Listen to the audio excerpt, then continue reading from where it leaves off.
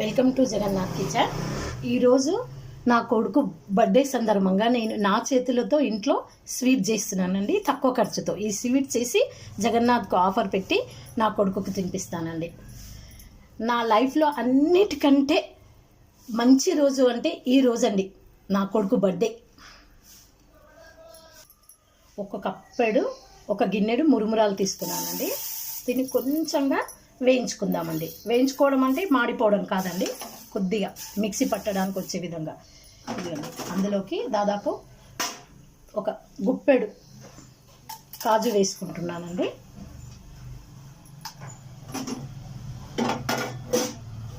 అండి కొంచెంగా ఈ కాజుది మురుమురాలని పచ్చివాసన పోయేంత వరకు వేయించుకుందాం. ఇట్లా అంటే చూడండి, ఈ విధంగా అయ్యే విధంగా వేయించుకుందాం. ఇప్పుడు చూడండి, పాకం లేకుండా చూపిస్తాను. దీనికి తగినంత బెల్లం అండి. తగినంత బెల్లం అంటే ఒక ఆలుగడ్డ సైజు బెల్లం తీసుకున్నానండి. ఇప్పుడు నేను కాచి చల్లార్చిన పాలండి ఈ విధంగా వేసుకున్నాను. ఇందులో ఏంటంటే అండి, ఇవి పల్చగైనా మనకి ఏమి ఇబ్బంది లేదండి, ఎందుకంటే మళ్ళీ మురుమురాలను మిక్సీ పట్టి చేసుకోవచ్చు.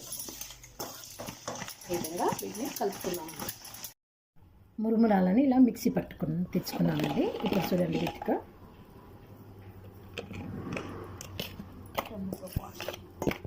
విధంగా శుభ్రంగా వీటిని ఇట్లా చక్కగా కలుపుకుందామండి. ఇది పల్చగైనా భయపడే అవసరం లేదండి. కొన్ని మురుమురాలను వేసుకొని మళ్ళీ మనం వీటిని చేసుకోవచ్చు. ఇది చూడండి, ఈ విధంగా చూడండి, కొద్దిగా చేతుకు అద్దుకునే విధంగా నెయ్యి ఈ విధంగా మళ్ళీ ఒకసారి వీటిని మంచిగా కలుపుకోండి. ఇలా చేసిన తర్వాత మీకు ఏ విధమైన ఆకారం, ఏ విధమైన షేప్ రావాలంటే ఆ విధంగా షేప్ చేసుకోవచ్చండి. ఇప్పుడు నేను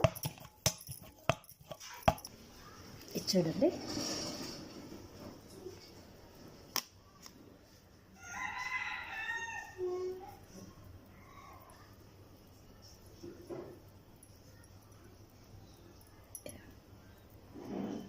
ఇలా అన్నీ చేసి మీకు చూపెడతానండి. ఇంకొకటి చేసి చూపిస్తున్నాను.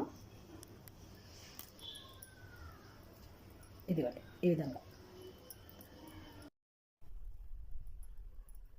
తులసాకు వేసుకొని జగన్నాథునికి ఆఫర్ పెడతానండి. ఇంకా మీ దగ్గర ఎవరి దగ్గర స్వీట్ బాక్స్ ఉందనుకోండి, ఈ విధంగా స్వీట్ బాక్స్లో కూడా మనం డెకరేట్ చేసి ప్రజెంట్ చేయొచ్చండి.